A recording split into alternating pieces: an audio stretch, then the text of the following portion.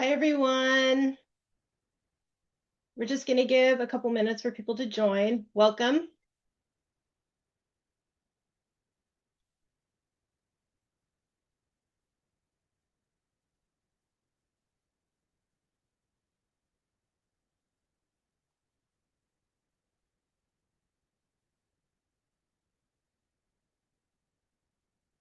Yeah, we've still got people coming in the waiting room, so.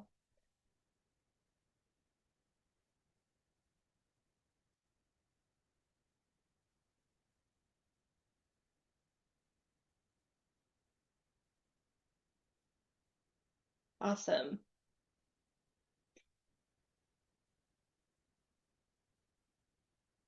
We'll give it one more minute.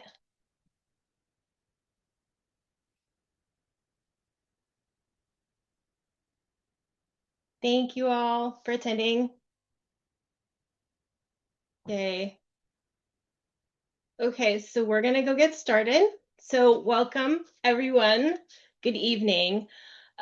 We wanted to thank you so much for being here tonight to share this virtual space with us. We really, truly appreciate you taking time out of your evening to engage with us on this project.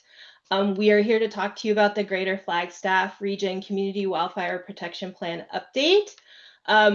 This is your space we hope you will share your thoughts, your experiences, and your concerns. And we want you to know that your input is essential. It's an essential part of shaping this plan, which is intended to meet the needs and priorities of your communities. As many of you know, the Greater Flagstaff region, it sits within a very unique and dynamic fire environment. Our surrounding forests, changing climate conditions, our history of wildfire, they all remind us that this is an ongoing and shared challenge. But at the same time, our community is not facing these issues alone. We have many dedicated partners, including local, state, and federal agencies, as well as community-based organizations who are all working collaboratively to reduce fire risk, improve our forest health, and strengthen resilience across the region. And tonight is an opportunity to build on that collective effort. This project began in November of 2025, and we anticipate that it's going to run through early 2027. During this time, a team of us at SWCA Environmental Consultants, in collaboration with a core team of land managers, agencies, and organizations, we are diligently gathering data. We're running analysis, we're talking with partners, we're compiling recommendations, we're developing actions to prepare this robust and flexible planning document that is going to serve the region for the next 5 years. So next slide, please. And I'm going to start off with the agenda. So to give you kind of an idea of the format we're going to have this evening, we're going to start with our virtual meeting logistics, and then we're going to present a Greater Flagstaff Region CWPP overview. We're going to talk about wildfire basics. We're going to talk about homeowner education and tips. We're then going to talk about next steps, and we're also going to have a question and answer session. We do recognize that there is an in-person and virtual meeting for the pocket fire that is scheduled to start right when this meeting ends. So we will be recording this, and we will be posting it on a public platform. So if you do feel the need to drop off this call, that's okay. You will be able to see the rest of the meeting. So next slide, please. So some logistics before we begin. We are in a virtual environment. If you are having trouble hearing me, if my mouth is moving and you're not hearing anything, you may have to use the arrow at the bottom left corner of your screen on the audio settings to select a different speaker. Next slide. We also want you to know that everyone's microphone is muted. The chat feature is off, But we have opened up the question and answer tool in Zoom, so you can submit questions that way. We will be answering questions, both typing them out. We have our panel of experts that will be answering your questions, or we may take one of those questions and answer them live. And then you can also have closed captioning if you need to, and that is the CC button to turn that off at the bottom of your screen. Next slide. So just we wanted to touch on some meeting guidelines. We ask that we realize it's a very tense time right now, especially with an active wildfire incident going on. We ask that we be respectful of each other, including as panelists during this event. Inappropriate and explicit language of any kind will not be tolerated. We understand that feelings, there may be a lot of anxiety with fire going on. And basic in also the topics that we talk about. And of course, hateful comments of any kind will not be tolerated. We don't anticipate any of these problems, but we wanted to just establish these rules for all of us. Next slide. So we are going to end this housekeeping with some introductions. My name is Annie Lutz, and I wanted to welcome you here this evening. I am the project manager on the SWCA side for the Greater Flagstaff Region CWPP update. Hi everyone, my name's Vicky Amato. I'm a principal fire planner with the SWCA team and really appreciate everyone taking the time tonight to join us. Thank you. Hi everyone, I'm Molly Chamberlain. I'm the Assistant Project Manager and Environmental Planner here at SWCA, and you'll be hearing from me during the presentation this evening. Hello, my name is Monty. I'm a fire planner with SWCA, and pleased to be here, and thank you for coming. Hello, everyone. Neil Chapman here, City of Flagstaff Fire Department. I'm a wildland fire captain with the city, and have been one of the organizers, along with Chance, on the CWPP process. Thanks for being here tonight. Hey, good afternoon. Chance Winnock, Emergency Management Coordinator with the City of Sedona. I do want to take a quick moment and just acknowledge the impacts from the pocket fire. It is over 1,000 acres. There's nearly 1,000 firefighters and staff working on that, and they're working in some really difficult terrain. But there's a lot of talented folks working on that fire in the City of Sedona and with all their cooperators, and they're really working to make that as safe as they can make it for all the responding resources and impacts to the community, both in Flagstaff, in Sedona, and other surrounding communities as well. Fires like the pocket fire are one of the reasons why community wildfire protection plans are so important. So I do want to thank all of you for being here.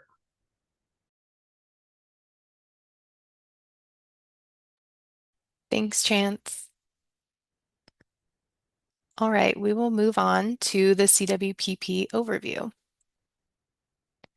A CWPP, or Community Wildfire Protection Plan, we'll refer to it as CWPP throughout the rest of the presentation, is a locally driven plan to help reduce wildfire risk to people, homes, and infrastructure. And it was established under the Healthy Forest Restoration Act and is built on collaboration. So it brings community members, fire professionals, land managers, local agencies together through a collaborative process. A CWPP identifies and prioritizes where hazardous fuel reduction and other mitigation efforts can be most effective, especially in areas where communities are most at risk. It also outlines practical ways to reduce the likelihood that homes and structures will ignite during a wildfire. Very importantly, a CWPP does not mandate actions. Instead, it provides recommendations and help communities set clear priorities for wildfire risk reduction, so efforts and resources can be focused where they matter most. These recommendations follow the National Cohesive Strategy's three main goals of resilient landscapes, fire-adapted communities, and safe and effective wildfire response, and include details to help make projects more implementable in the future, including identifying funding sources, timelines for actions, and identifying lead agencies. The Greater Flagstaff Region CWPP is fortunate to have a long-standing CWPP, so this is an update of that CWPP, and it's one that's regularly used and updated. So we're building upon this existing effort, and we're not starting from scratch. As I mentioned, the CWPP is developed collaboratively, and on the CWPP update, we have a core team representing the Flagstaff Fire Department, chiefs from the Ponderosa Fire Advisory Council, including Highlands, Summit, Ponderosa, Pinewood, Sedona, Camp Navajo, and Mormon Lake Fire Departments. It also includes representatives from DFFM, Coconino National Forest, Coconino County Emergency Management, the Greater Flagstaff Forest Partnership, APS, U.S. Fish and Wildlife Service, SRP, ERI, City of Sedona, and the Indigenous Circle of Flagstaff organization. Also, as we'll mention throughout this meeting, there has been and will be opportunities for public input throughout this process, including 3 total public meetings. We also have a public survey that we're going to share more information about and an upcoming public review and comment period for the CWPP. So as I mentioned, we want this to be a very collaborative process that will have lots of opportunities for input. And additionally, the CWPP will be assessing risk in the region and prioritizing projects through their recommendation lists. Will also be in compliance with DFFM, CWPP guidance requirements that the CWPP and all CWPPs in the state will adhere to. And the last note here is that good CWPPs are understandable, relevant, and actionable. That's a big goal of the CWPP, is making sure that this update is actionable and, like Annie mentioned, will be useful for years to come for the region. And lastly, just to kind of summarize some benefits of the Community Wildfire Protection Plan, like I mentioned, community engagement and collaboration to bring people together so that wildfire preparedness isn't happening in silos, but in a coordinated community-wide effort. And also a very important role of a CWPP is education and awareness for community members to gain a clearer understanding of wildfire risk and learn steps that you can take to reduce vulnerability of your home. At the same time, the CWPP supports environmental stewardship, so it promotes thoughtful management of forests and helps reduce hazardous fuels while improving the long-term health and resilience of the landscape. And importantly, as we've mentioned, the CWPP can help open the door to funding. Many federal and state programs prioritize or require CWPPs, which means that this update can help bring additional resources to the community and region and implement some of the work that is identified through this plan. And like I mentioned, this is an update of the Greater Flagstaff Region CWPP. So the last update of this plan was in July 2018. And some highlights from the last plan, the main principles include fuel management, ecosystem health, and strategic landscape scale treatments. And it covers almost 1 million acres across multiple land jurisdictions. Some implementation highlights of the last update include increased fuel reduction and prescribed fire, 12 Firewise communities established, integration with the Forest Restoration Initiative, or FORFRI, and the Flagstaff Watershed Protection Project, and also enhanced emergency collaboration and regional collaboration. It was also recognized with national awards and funding, for example, the City of Flagstaff $10 million bond, and the ongoing priorities identified in the CWPP will be continued and expanded upon in the update. And this is a map of the planning area for this CWPP update. So we refer to it as the Greater Flagstaff Region CWPP, but it's important to note the planning area is not just Flagstaff. It does include Sedona, Oak Creek Canyon, as well as Stoneman Lake and Mormon Lake. And as you'll see on the left of the slide here, these are the communities that are represented in this update. And if you do complete the survey that we have on our website, there's a question that asks what community you're from, and these are all there.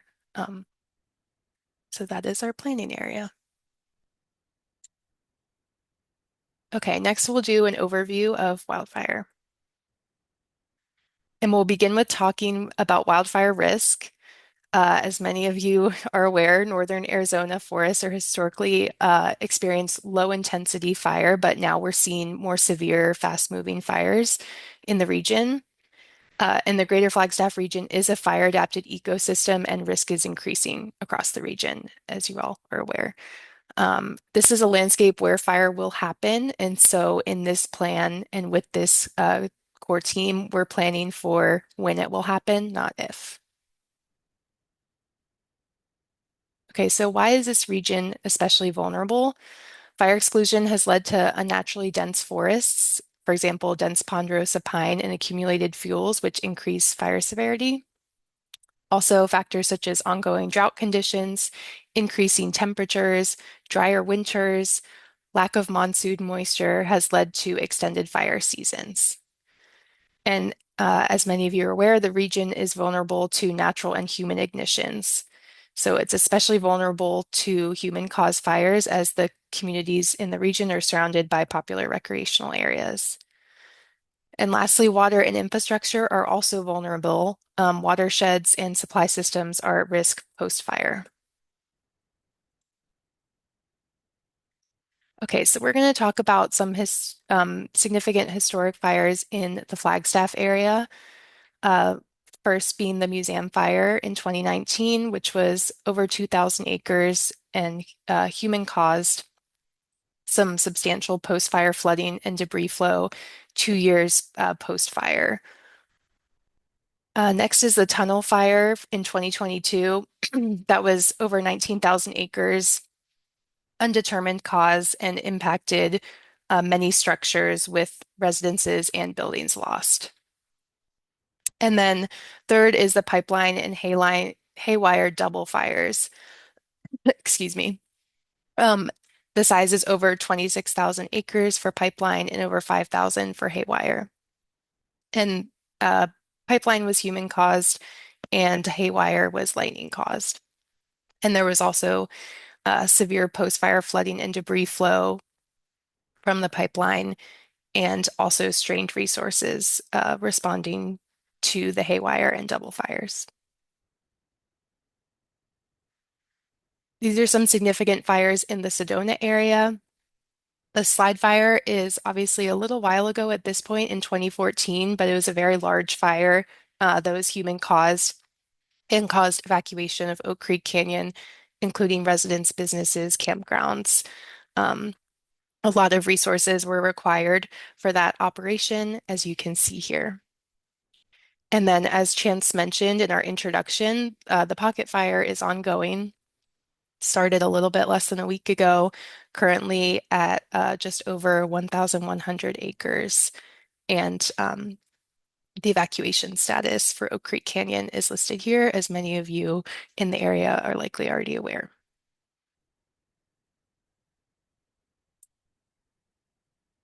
Okay, next we're going to shift the focus onto homeowner actions.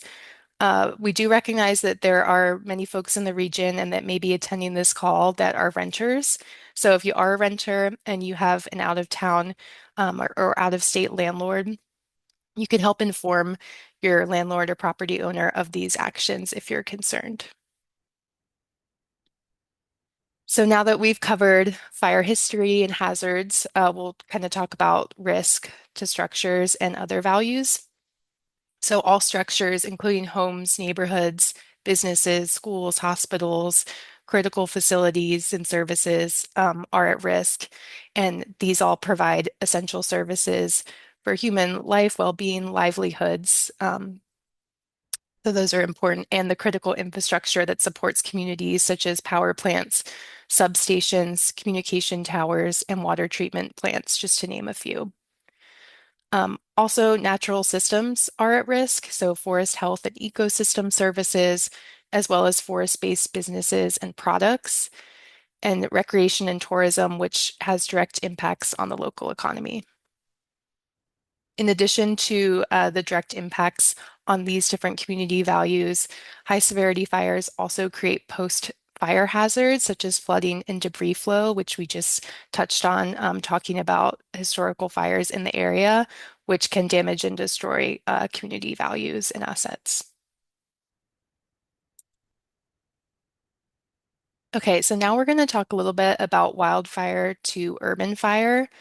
And a very common idea is that fire will move as a tsunami of fire, especially as it transitions to an urban developed environment. But through decades of research and experts, they now understand that this is not the main pathway that fire moves into the urban environment, and that most homes actually ignite from burning embers. So these embers can travel long distances, over a mile ahead of a fire, and under extreme conditions, they have potential to travel further than this. Embers can land on many different surfaces, and the accumulation, duration, and ignitability of the receiving material that it lands on influences whether it will ignite. So, roofs, gutters, fences, decks, vegetation, furniture, debris piles, anywhere these land, they can ignite. And as we'll talk a little bit more about, even small vulnerabilities can result in total destruction of a home. For instance, if you imagine a home that has a metal roof and fiber cement siding, but it has exposed vents, the embers can still enter through the vents and burn the home from the inside out. So we have seen this happen in some recent fires out west, where the house has been burned on the inside and the fireproof exterior is remains. So this slide is just an overview of some of the spots on homes that are most vulnerable. So we have roofs, gutters, vents and eaves, decks and fences attached to the home, and siding and windows. And this slide is just a community call to action. We have a quote here from Jack Cohen, retired U.S. Forest Service fire scientist. It's just kind of talking about the responsibility of community members and homeowners. There's been a lot of research and obviously lessons learned from recent high-profile catastrophic fires out west, and we know that firefighters cannot be everywhere at once, especially under extreme conditions when fires do transition into developed environments and become urban conflagration. So the takeaway here is that it's the responsibility of us as community members and property owners to reduce vulnerability and hazards to our properties so that our homes are more resilient, our communities are more resilient, and we're better prepared for fires and to support effective response. And on this slide, we just have some images to reinforce the significance of taking action to protect your home. The top left, the image of the tree there, that is from the Eaton fire in Los Angeles, which was started in early 2025. You'll see the structure destroyed with the oak tree next to it. And it shows again that fire doesn't move like in a tsunami, that if it did that, the tree would obviously not still be there because you see the home that is destroyed. It does reinforce the importance of reducing structural ignitability. The house was obviously ignitable, and oak trees are fire-resistant species. So if they're well-watered, healthy trees, and they have good separation from the other surrounding vegetation, they can still withstand fire, as you see here.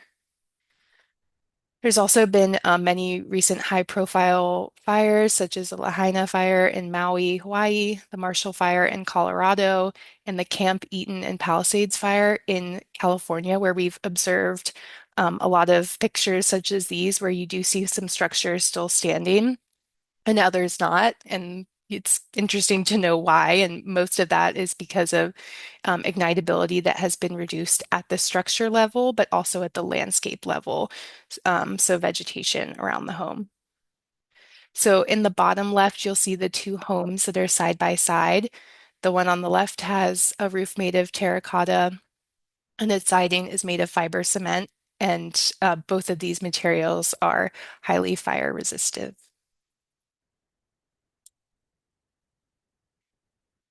So in the next few slides, we'll talk about ways to reduce vulnerabilities, and we'll also have opportunity to chat more about that if you have questions during the Q&A session from our local teams. So we'll just kind of go over some concepts, and in the next slide, we'll talk about the home ignition zone. But the main way to reduce vulnerability is through home hardening and limiting flammable vegetation and other flammable materials in the home ignition zone. Flagstaff does have a wildfire resilient homes initiative, which offers free home assessments.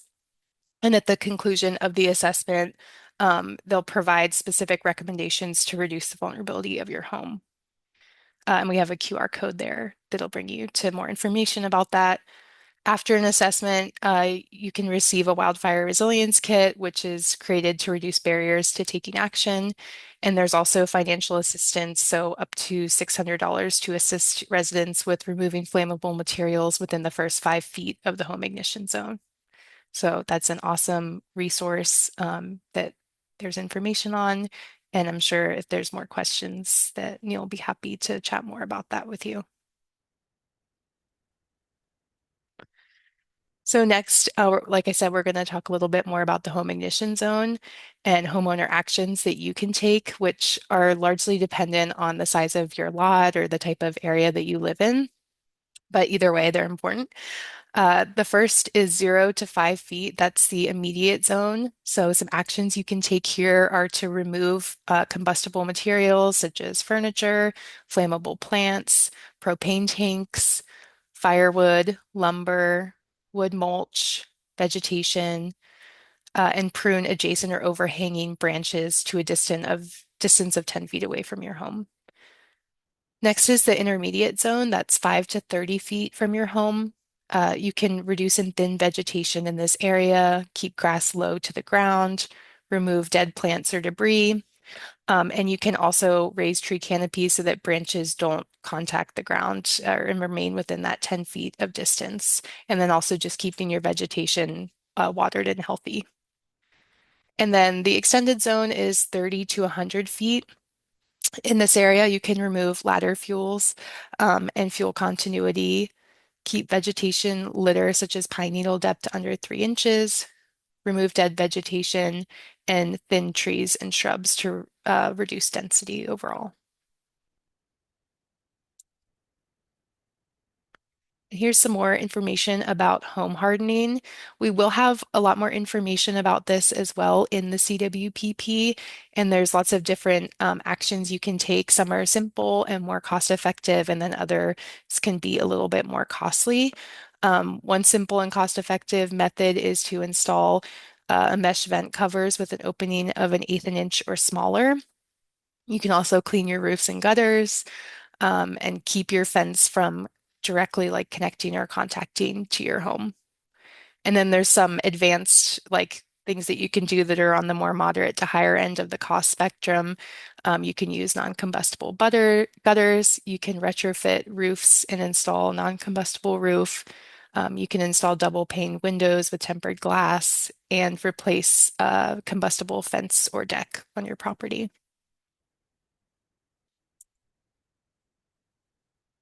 So next, we just have some information about signing up for alerts at the county level. We have these 2 QR codes if you'd like to sign up or learn more.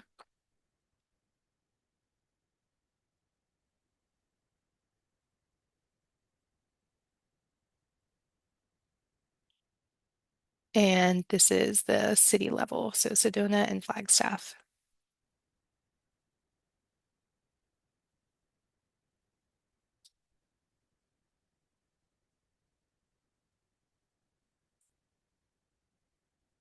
Okay, so to recap our conversation, there's lots of ways to reduce risk for your home in the area you live in.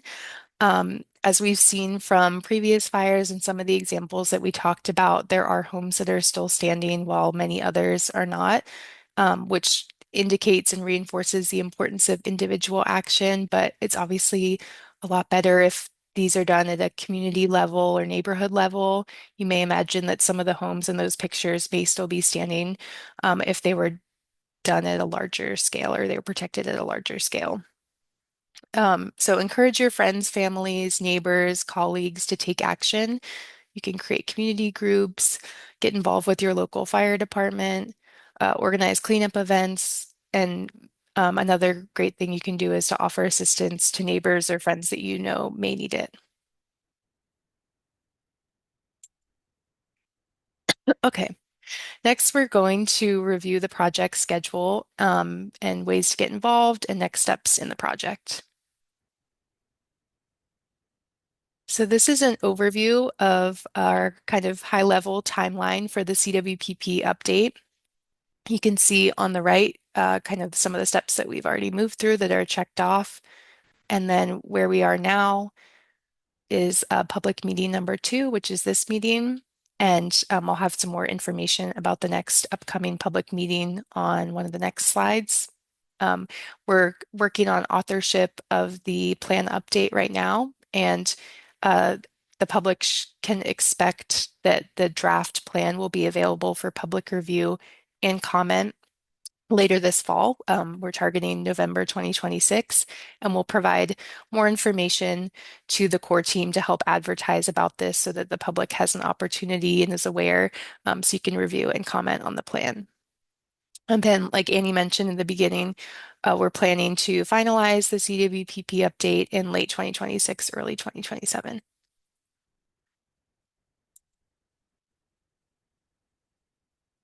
There is an upcoming public meeting that is, as of now, it's still planned for July 8th, 2026, which is Wednesday from 5 to 8 p.m. And we have information about the venue there. On our final slide, we'll also have a link to, or excuse me, a QR code to our hub site, which has information about this meeting. And this public meeting will include a short presentation from the Sedona Community Development Department to discuss updates on building codes and wildfire mitigation. So we hope some of you are able to join or maybe can share with your neighbors or networks about this meeting if you know people that may be interested in joining.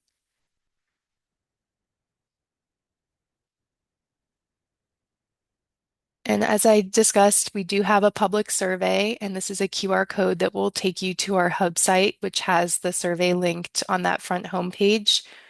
The survey is really important, a way that we gather feedback from residents and those interested. And we incorporate that feedback and results into the CWPP. So you'll be able to see that when the draft is available for review. So we encourage you to take the survey and share about it with others.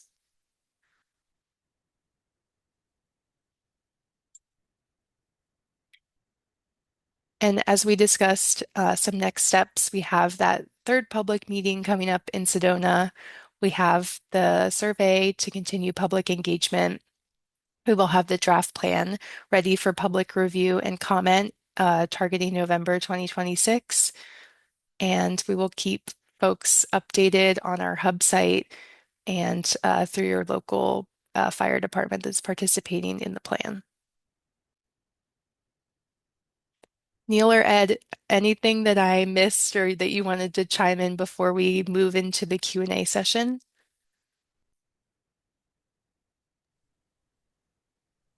I think that was a wonderful overview. Can't think of anything at the moment. If we want to roll into the Q&A, I think that would be wonderful. Awesome. Okay, so we'll now plan to move into the question and answer portion of this meeting. You can use the Q&A box that is in the bottom toolbar to type your question in. And like we mentioned in the beginning, we'll be using the panel to answer this question. Some questions, some of them we'll answer live, and others we may post the answer in the chat so that if there's links and others can see those. So I'll give everyone a minute to think about any questions and get those into the chat.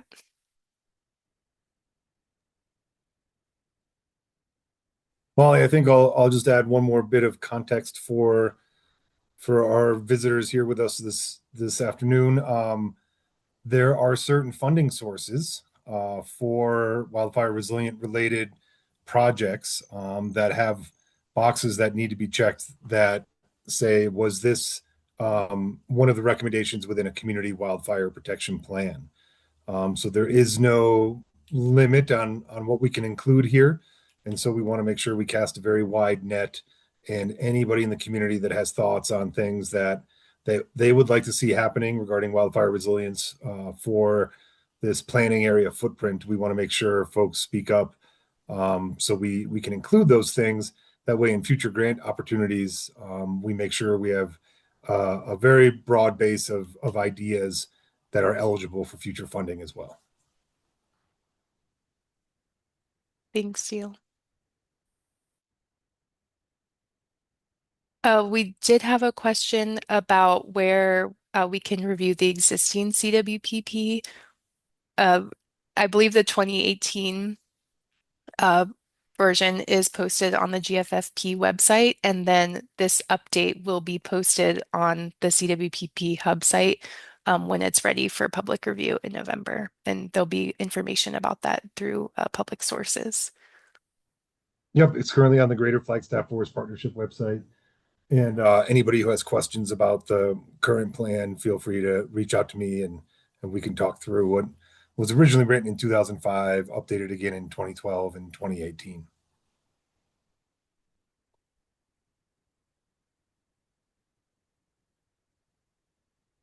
All right, we also have some other questions prepared to pose to the panelists while we wait for any others to roll in. So we can start going through those.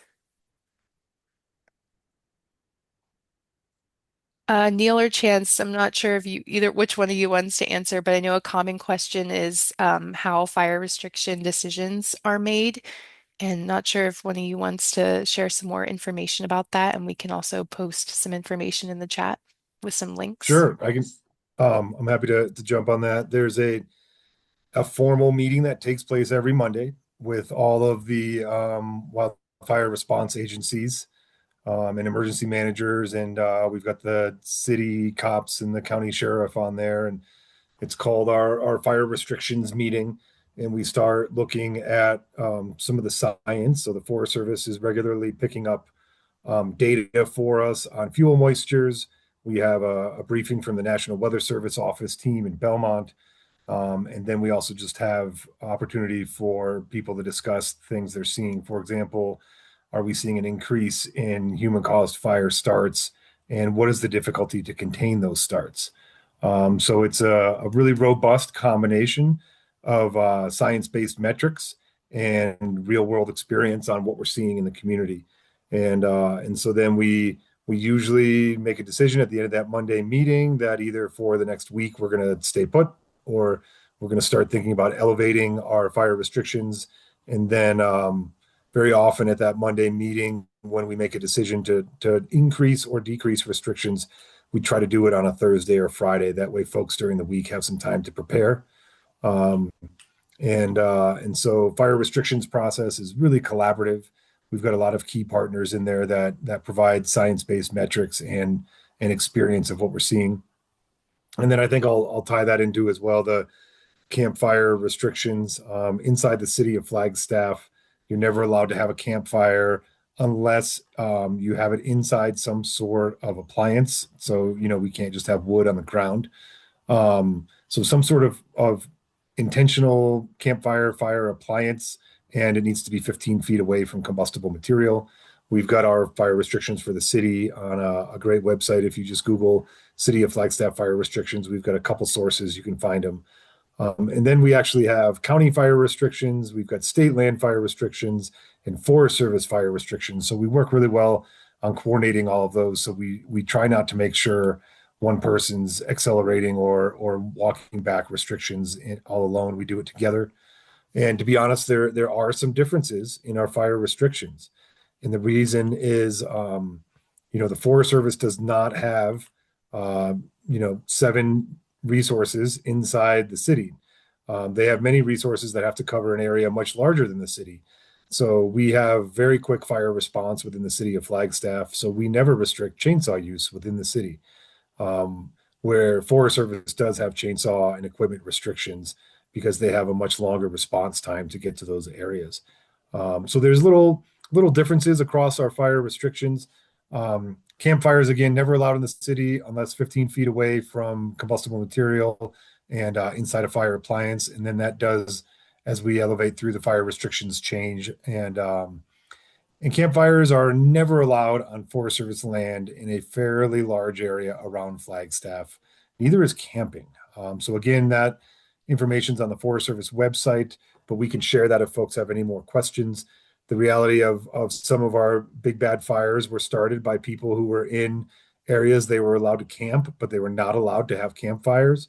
But they were still having campfires. So the unfortunate reality is we just have to pull that trigger and not allow camping either. Most of our human caused fires are within 100 feet of a road from people camping and having illegal fires.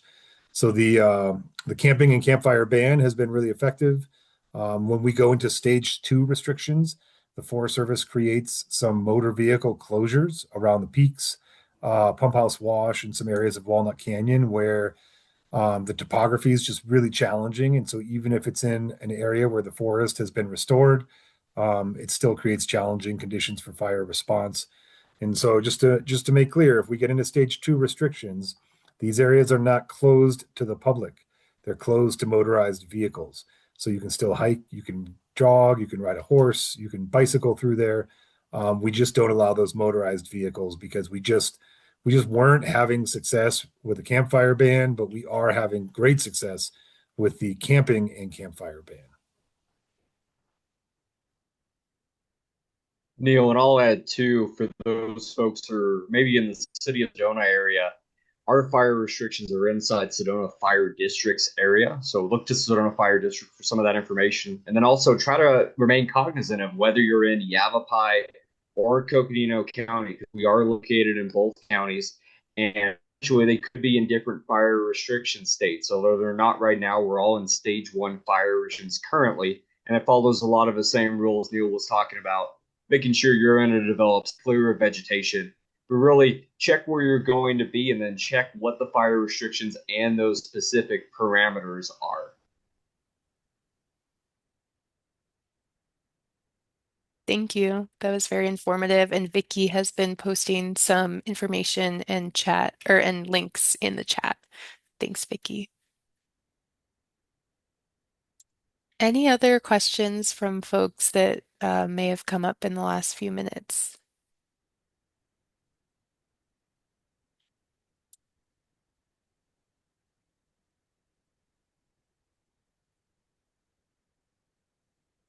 Neil, would you like to share a little bit about how Flagstaff is addressing and being proactive about the risk of tourist ignitions in the area? Oh man, yeah, we are fortunate here in Flagstaff that our city team called Discover Flagstaff has been very proactive and collaborative with us over the last few years. And so they have a pretty aggressive marketing campaign down in the Phoenix area. I'm sure I'm going to butcher some of the media terms I should be using compared to what they would be saying, but whether it's on the television, they have digital ads. We've even started exploring some of the digital billboards along the highways on some of the rates and ideas on how we could be potentially advertising on those on, Thursday, Friday, and Saturdays. And so we really are working hard to start messaging the visitors down in the valley before they even leave. So the campaign's called Be Fire Aware. We do a lot of interviews with the Phoenix news channels up here in Flagstaff to try to inform them. We've also tested some of, I believe it's called digital targeted advertisements. So we've received a couple grants for communications over the years, and we'll work with Discover Flagstaff to set up this targeted advertisement where they create what's called a geofence. And if you are either in or on your way up the I-17 corridor or the I-40 corridor, and you open an app or a website and you have a phone number that's not from the current area, I think I don't know how all that works. Then you receive advertisements about our fire restrictions. And I believe when we tested that last summer, we had something like 300,000 visits to our fire restrictions website. So, I'll be honest, I feel like this year we have seen a decrease. We're going to have to wait till the end of the season and get together with our state and federal partners and look at those numbers of fire starts. But I feel like we're going to be able to show you guys over the next few years some success and how we're ramping up our communications, that we are seeing fewer human starts based on the education. That's awesome. Thanks, Neil.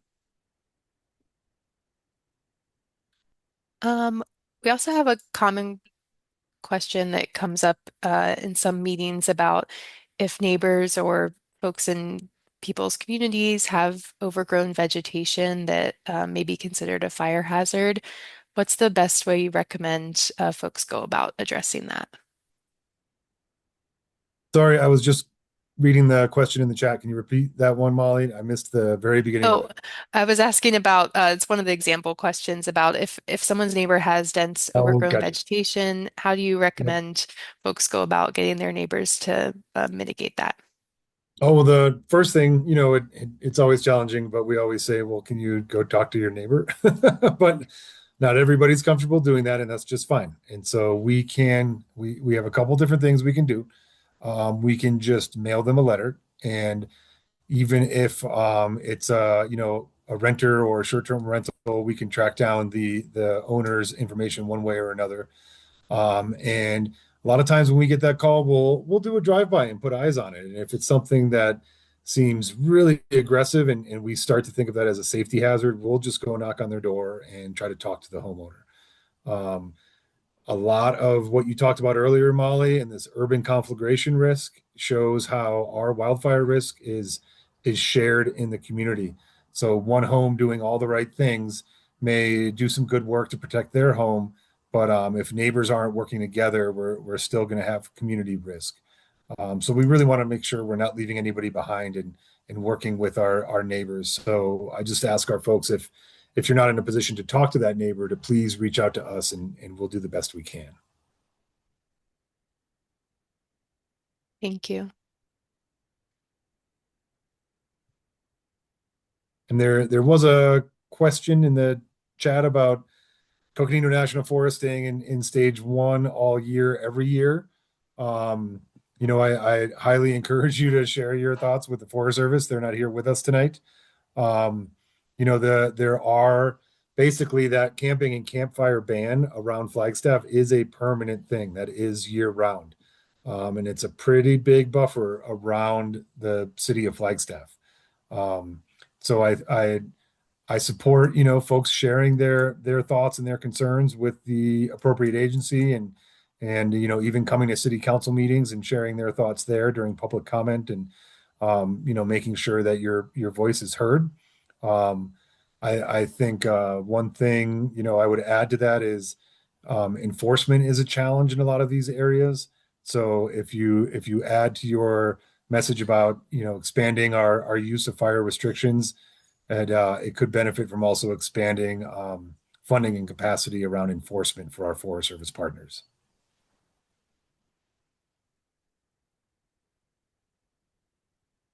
Thank you, Neil.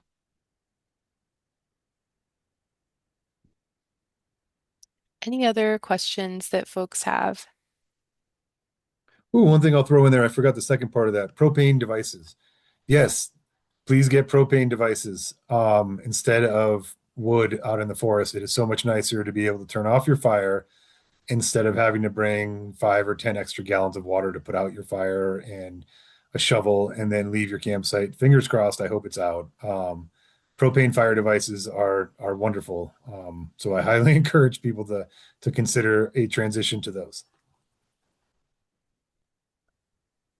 Neil, I was going to put a link in the chat about the free home hazard assessments that are offered in Flagstaff. Can you speak a little bit more about that? And I'll put the link in there. Yes, so our wildland fire management team within the city, there's 9 of us on this team, and we provide free home assessments.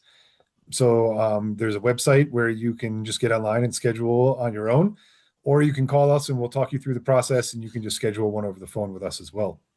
And so that includes a firefighter coming to your home, and we'll stand in your driveway and spend anywhere from a half hour to an hour with you talking about how you can reduce your wildfire risk to your home. And we'll talk about all kinds of things regarding how you can work to make sure you have clean indoor air, reduce fire risk to your home, reduce fire risk to your community.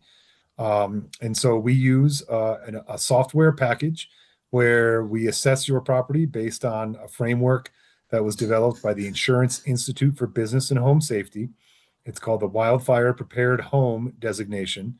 and we'll give you guidance on how you can do certain things like the screening we heard about, the roof, the siding, the vegetation within 5 feet of your home, your tree separation distances. We'll talk about evacuations if you have questions about evacuations. We'll go over all of that. And then at the end of the assessment, that software will send you a report that has recommendations. So if, for example, you need to get some 1/8 inch screening, we keep some in our trucks. There's a good chance we'll be able to just give you some of the screening. But if you have questions about places you can purchase more, the assessment will include some links to vendors that provide that material as well. So that software package is really important because what we're trying to do is set up homeowners to qualify for that wildfire prepared home designation. So starting in April, late April, early May, I forget exactly when of this year, that wildfire prepared home certificate is now eligible for Arizona residents.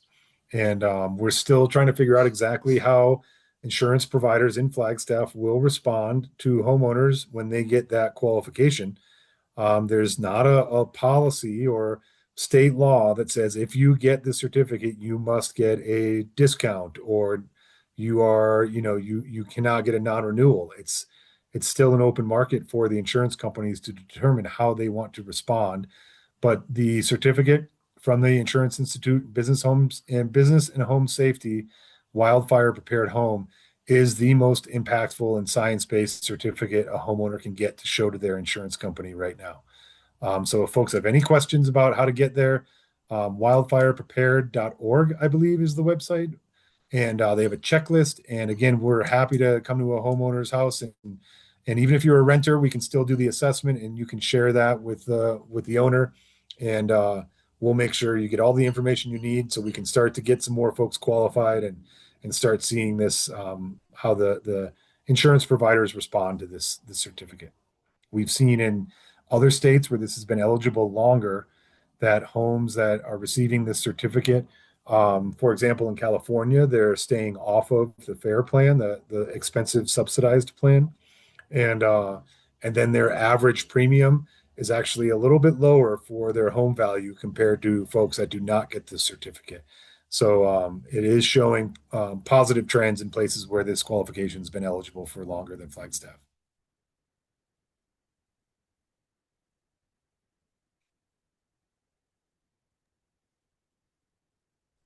Thanks, Neil. If there aren't any other questions, I am going to go to our final slide, which has the project email.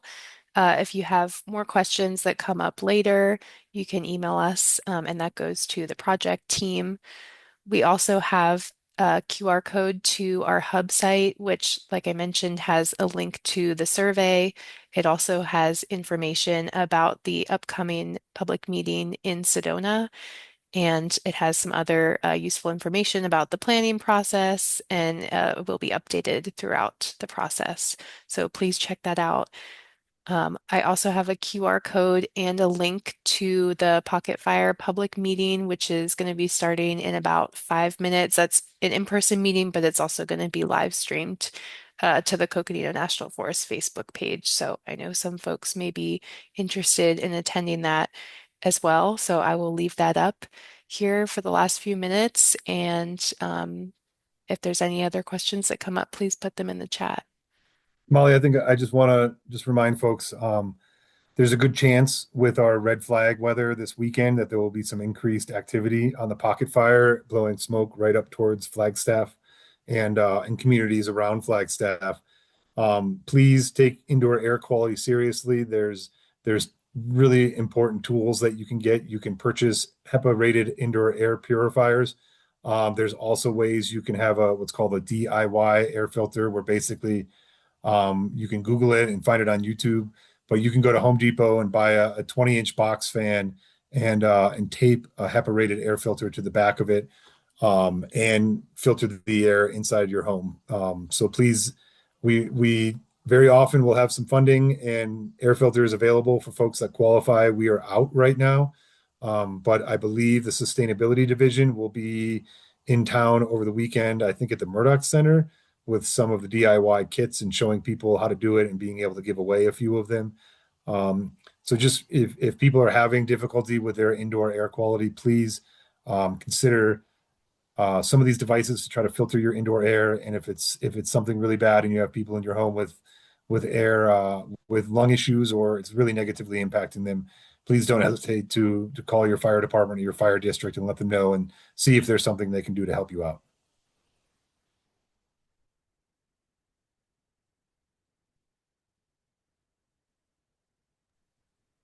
Thank you. And also, as a reminder, this recording will be posted on the Hub site and also with the City of Flagstaff and Sedona YouTube pages as well. So if anyone would like to share this once it's posted, please do so.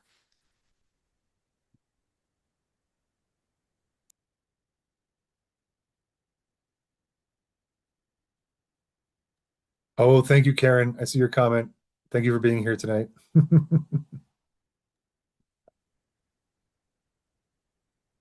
Thank you all. All right, if it's okay with everyone, I think we'll just wrap up a few minutes early. And again, if you have any questions, please reach out to the email on the screen and visit the Hub site.